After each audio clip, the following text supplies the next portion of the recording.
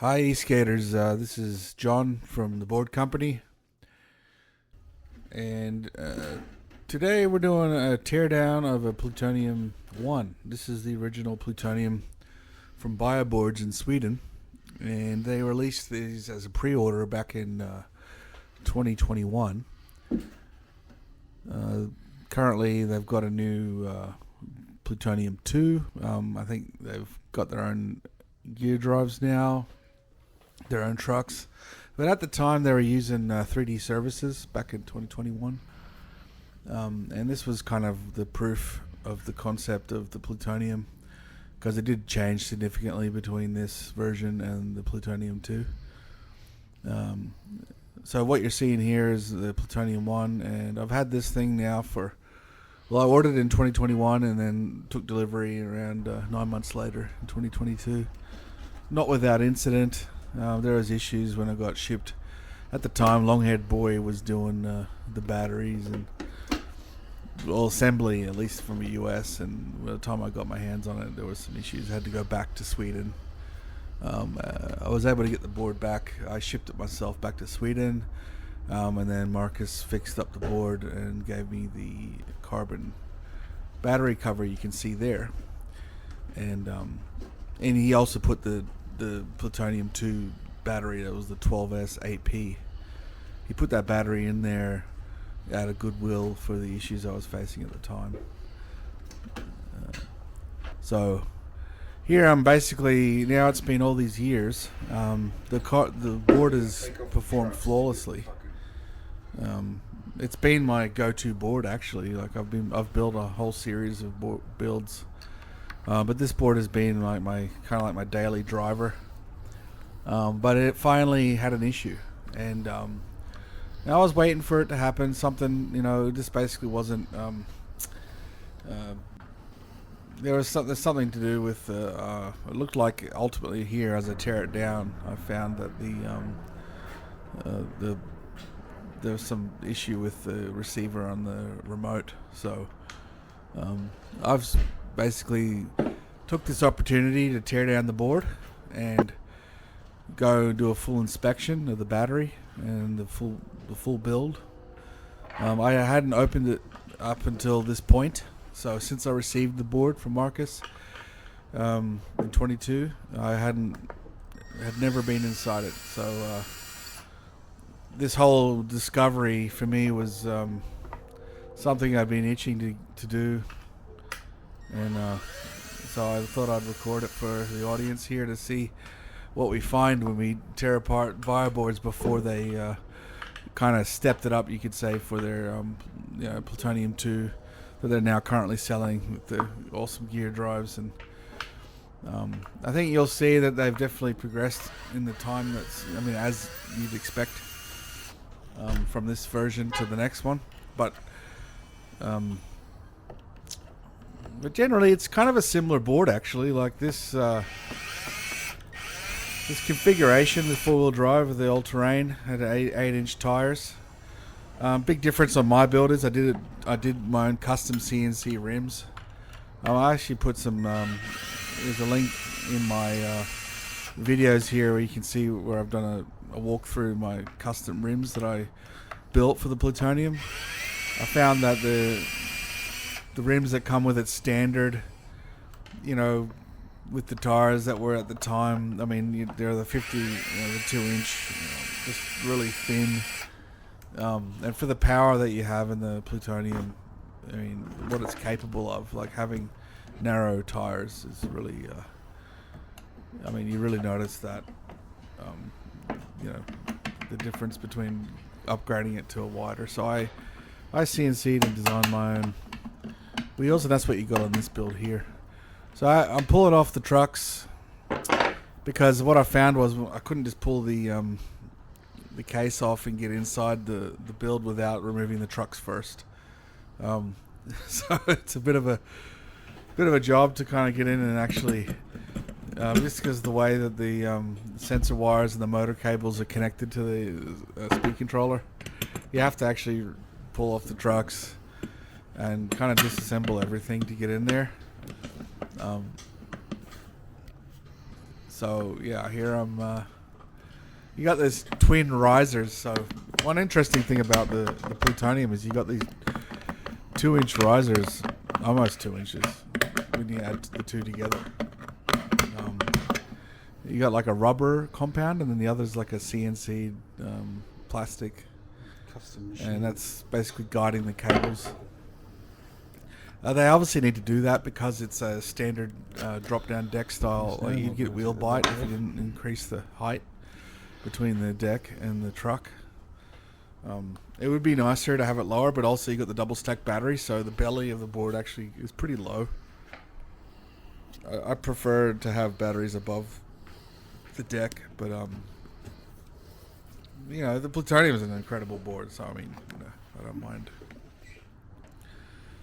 working with it, but you know, having a low slung battery is just a. I mean, I think you just want to, you know, have the battery kind of out of the way.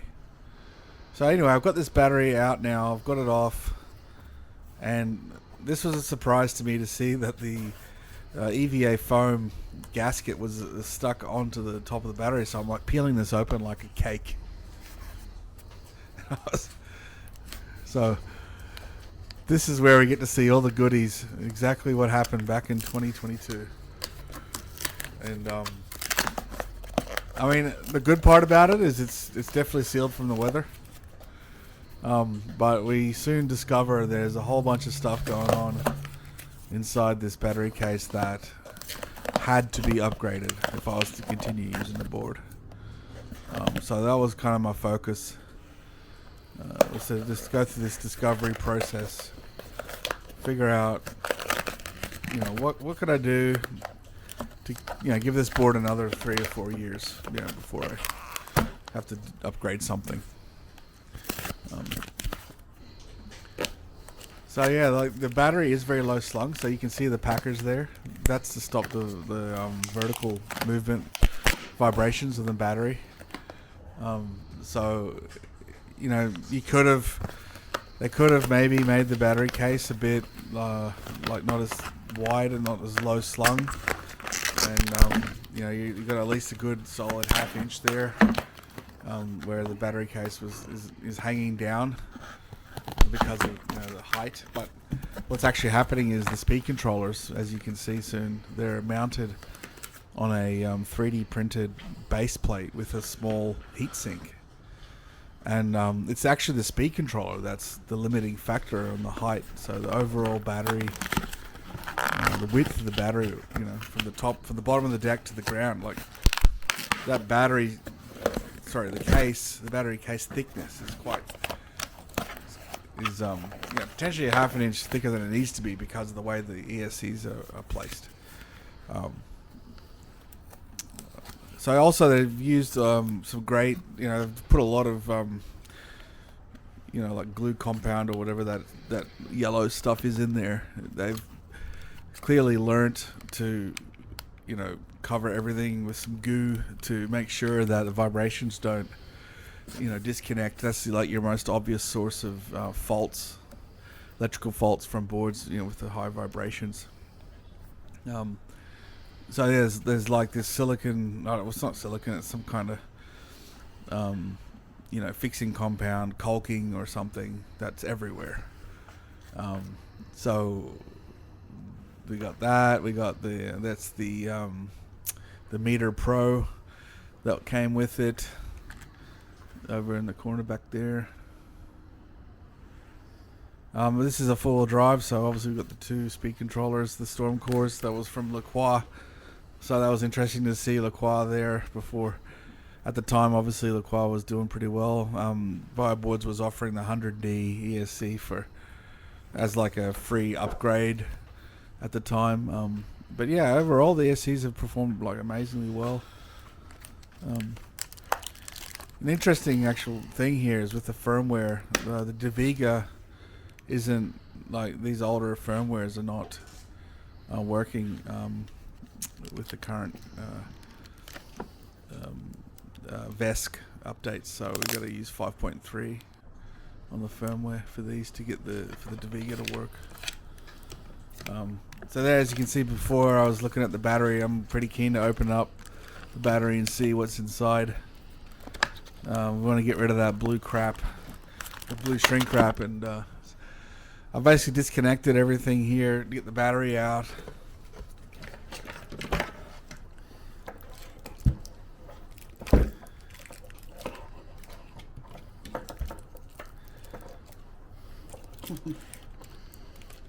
You can see the that was the glue used on the bottom of the rubber sheet. It's like an isolator. Clearly, you know, with your carbon fiber, you need to isolate the battery pack from the carbon. So there's like a 3mm piece of rubber in there. But this is where the ESCs, you can see they're actually kind of floating there. And they're actually glued into place, which is kind of interesting. We got the fuse for the automotive fuse for the battery, which is pretty typical. CL Inco charge port. So yeah, there's your automotive fuse. On the battery there. This is a 12S8P. There's Molicel P42A batteries on this. It's also got the Litech Bluetooth BMS. I mean, this battery is actually going fantastic. It's I have to say, I'm not doing a lot of miles. I don't ride. I mean, maybe I ride once a week on these because I got so many boards. Each board only maybe gets ridden once a week. So the battery is it's still in excellent shape, and the range is fantastic. 12S8P can go a very long way, more than enough.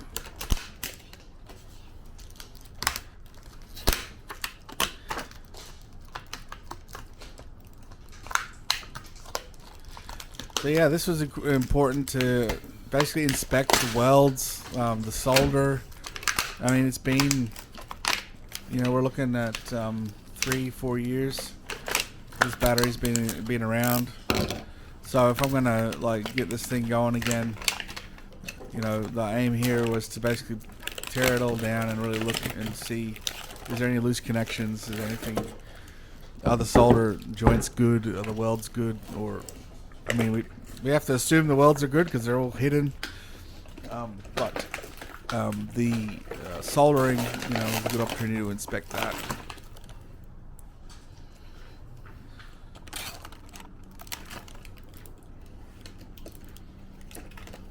Layout of the balance cables was excellent. Nothing overlapping. I mean, overall, it's not as beautiful as what we're seeing in the community. A lot of guys are really taking their soldering to the next level.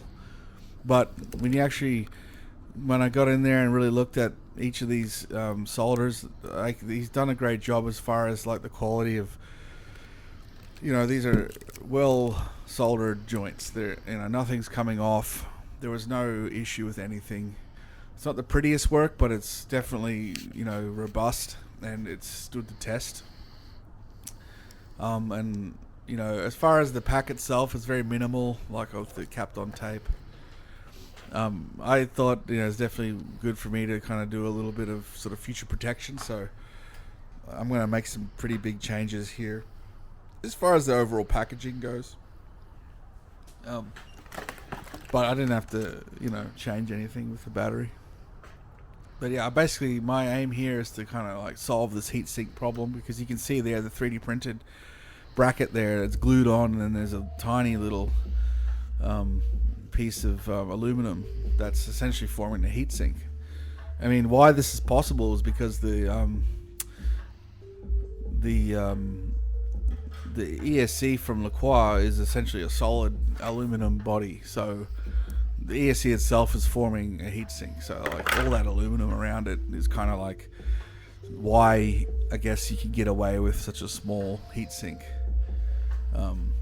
Okay, we're just looking back at the battery here. This is my little inspection. Like I said, overall, it's not the most beautiful work, but it was effective, and I couldn't find any faults whatsoever.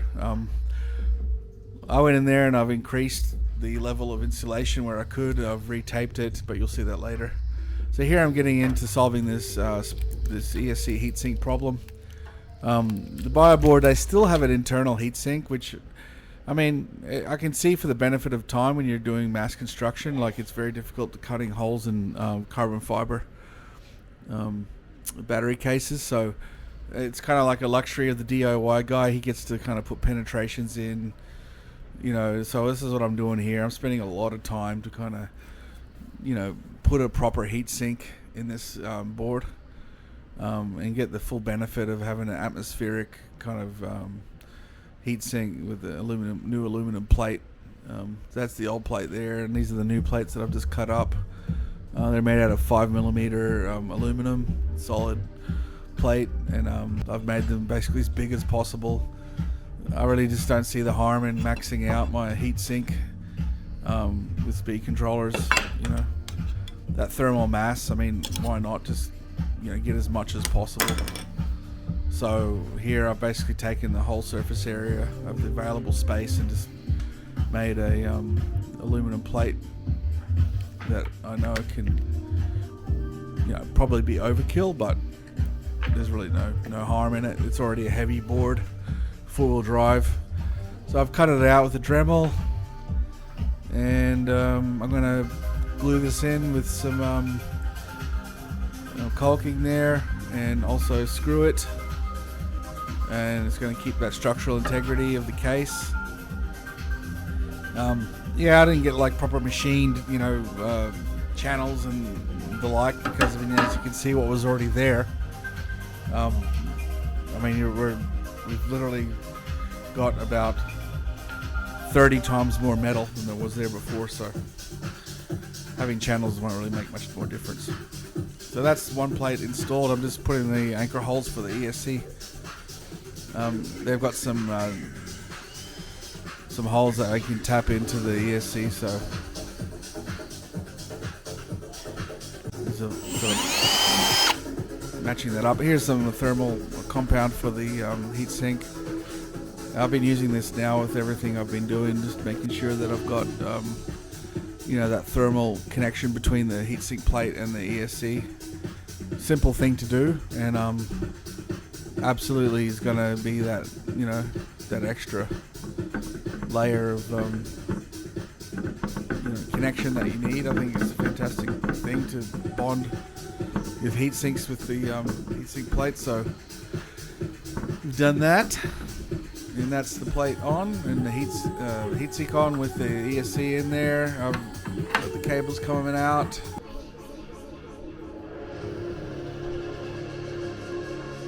Looking good.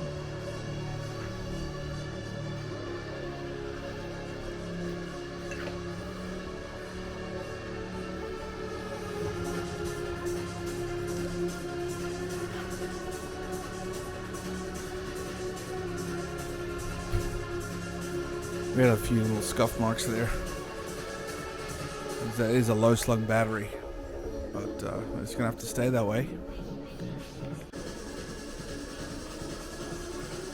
So that's the ESCs now. They're actually, so because I put the heatsink in the way I have, it's now external heatsink. So the actual overall height of the ESC in the enclosure is down that 1/2 inch. So, I mean, theoretically, I could chop this enclosure down. There's the old spots where that is.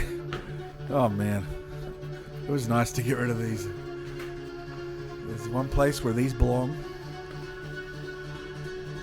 I get it, you know, you had to make a lot of boards, but yeah, good riddance.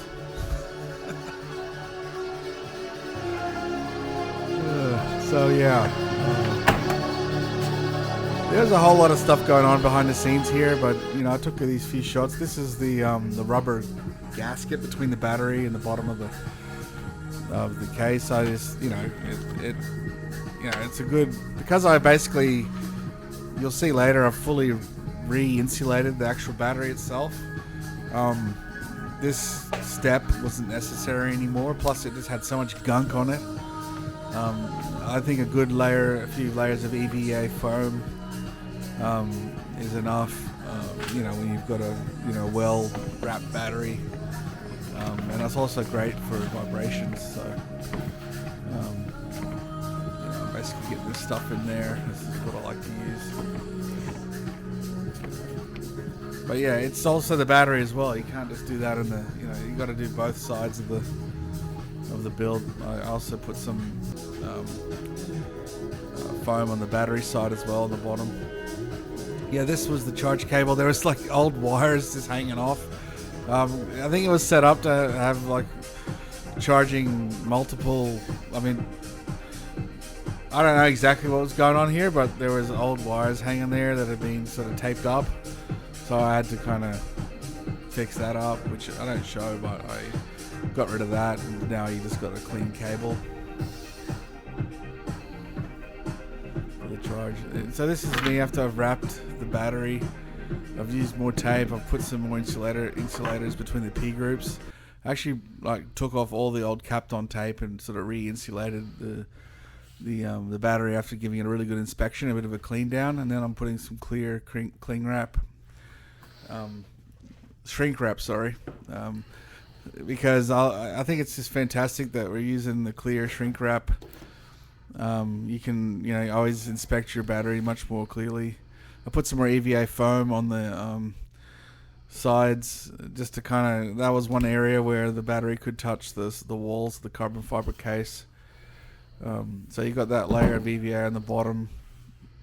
So yeah, I really put a bit of time and effort into getting the battery really nicely kind of insulated, future-proof it, because it probably won't get looked at for another 3 or 4 years. Overall, the voltage and everything's performing perfectly, and yeah, there was no issues at all with the work that was done. There's plenty of series, connections. There's plenty of wire. The 12 gauge wire in a series of 3 of them. There's heaps of that for the full drive. It's a really well made battery. So yeah, there's no faults at all with it. It's just I just made it a bit prettier, put a bit more time into it.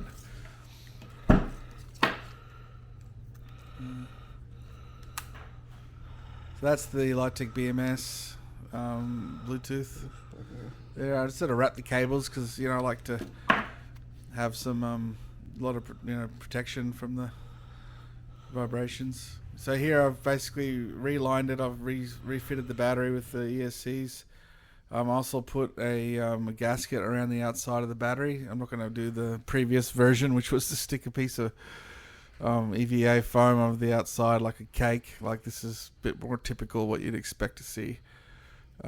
Also got the DeViga cable there with a bit of space to run through the enclosure. As before, it was just sitting on literally the cable was squished between the deck and the carbon fiber enclosures. So now it's much more tidy.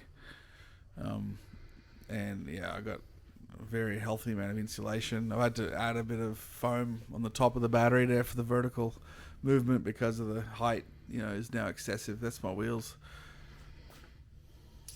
So yeah, this is all in place. Actually Velcro in the bottom of the battery. You didn't see that step. Here's the bottom of the C craze. Here's the bottom of the ESC heat sinks. They're all fitted nice. So yeah, it's a massive change. Huge amount of thermal mass. More than necessary, but why not? Fitting up the board with the was all a very there's a bit of a step to it, a bit of a process to it, but yeah, I got it together and I was pretty pleased with the result. And yeah, once it's all back together, redid the motor detection, and yeah, it's right back to where she was before, except the big change here as well, because of the issue that I had, it was something to do with the connectivity. So bye Hoyt, Puck, and even though they're fantastic remotes, definitely great remotes, I had a spare Tramper NRF, so I basically used the NRF to kind of get myself out of this issue. And so I got this thing hooked up on a Tramper wand, and that seemed to alleviate the issue that I was having. So